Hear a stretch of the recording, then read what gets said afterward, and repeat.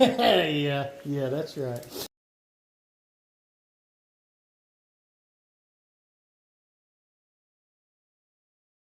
Well, hey guys, this is DK Spencer, and this is a Western Rattler 357. So if you watch a video and hear somebody say that a Terminator is the most powerful semi-automatic airgun in the world, they are behind the times. I've seen at least one pretty new video with somebody claiming that the Western Rattler blows the Terminator completely out of the water. Like, it's considerably more powerful. I've hit up to 377 joules of energy with this thing, which is astonishing for an air gun. So I've got a Wraith 4K Mini on here. All right, now first of all, if you put one of these on, I'm going to suggest that you use some kind of an external battery source. You can use the CR123s in it, but they run out real fast. So there's a lot of different kind of battery packs you can get.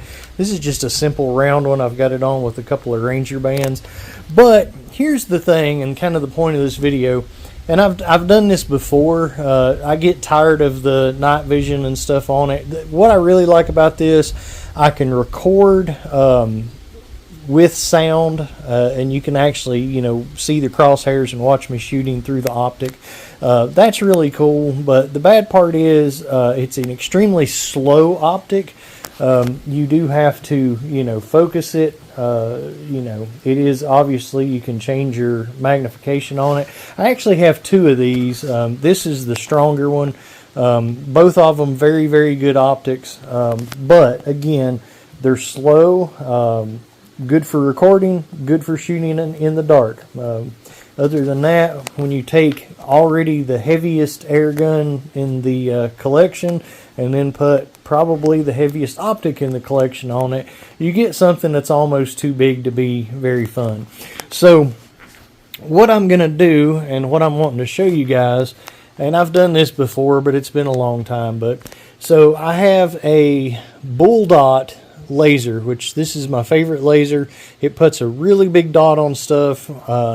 You can see it even, almost in direct sunlight. Like, I mean, it's pretty good. You're not going to see it on the sand at the beach at noon, but what I'm saying, compared to like your normal weapon laser, you're going to see this 1,000 times better. I mean, it's pretty significant of a dot. Well, let's see here. You can see just this close, it's already, 50 times bigger than a little dot off of a regular rifle, a pistol scope. So here's what I'm wanting to show you. I'm wanting to take this optic off, put another one on it. I'm going to put something on it that's quicker, maybe do a little fast target acquisition fun with it, which is the point of this guy, but not very much fun, you know what I'm saying. Makes me feel like we should try it though. Alright, let's zoom you in a little bit more. So I'm about, 15 yards or something, which is, a good laser distance. So hopefully you guys can see. Hey, it worked. What do you know? I'm not going to try to shoot it moving with this. Now when I put a faster optic on it, like a holosun or something, yeah, we'll do some of that. Alright, maybe a little bit. I knew I was going to miss that one.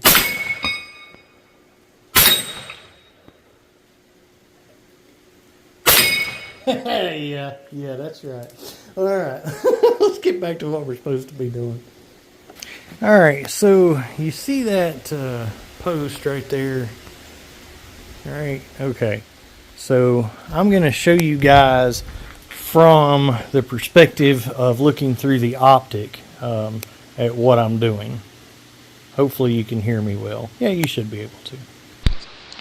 Alright, so as you can see, looking at the crosshairs on the post, now I'm going to turn on the bull dot laser.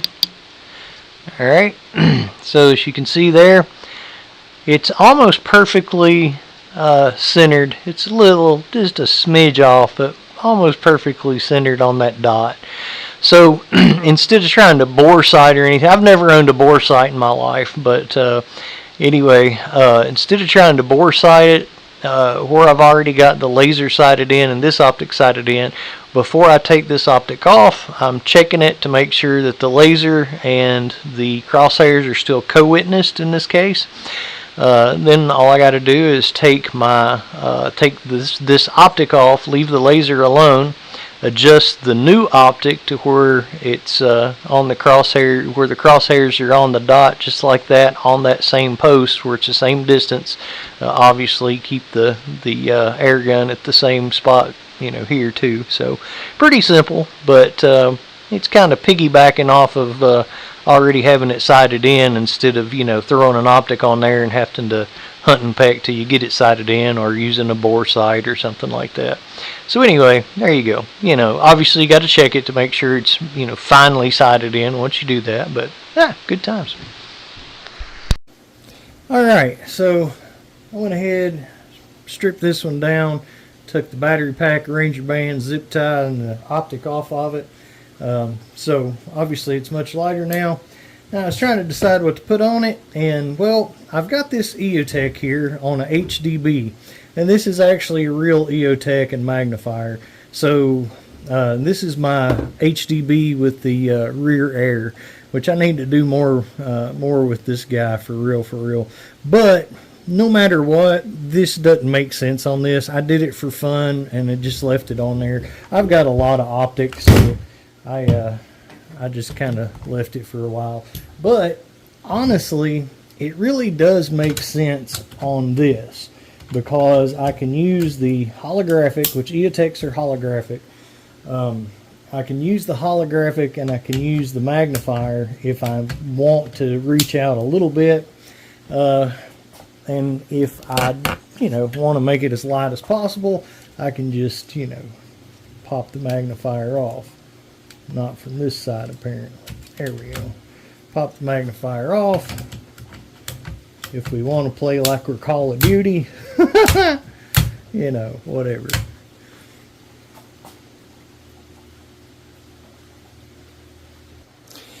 Alright, now the first thing I'm going to do before I do any of this is I'm going to shoulder this and see about my eye relief for this. Because I want to be able to put it up I want to be able to close my eyes, bring it up to my shoulder in a comfortable position, open my eyes, and my eye relief be where it needs to be. I can tell you that it's not there. It's probably going to be, probably more,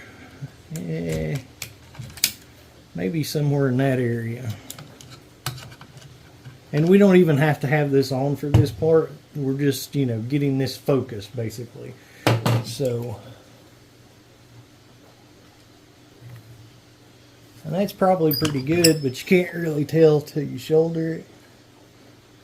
So if you pull it up to your shoulder and you have to move your head forward in order to get your full good focused view in, then that means you need to move this guy backwards, which is what just happened. Alright, and for the point of this video, I'm going to say that's about perfect. Good times. I'm not going to try to micro-tune it, but I think that is where I need to be. So anyway, we'll cut that guy on. We'll cut the bull dot on. And we are way, way, way off.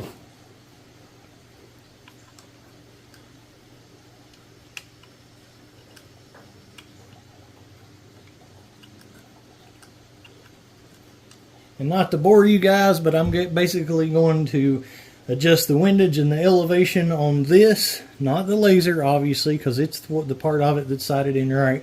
I want to adjust the windage and elevation on this until the center dot of this is in the center of the laser dot.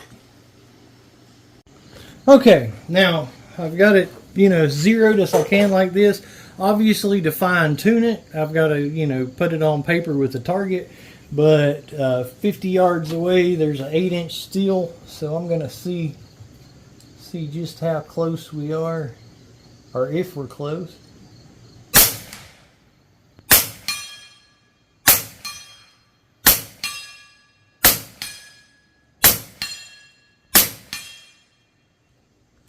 I will have to adjust it. I saw my first shot hit high, so I was aiming down.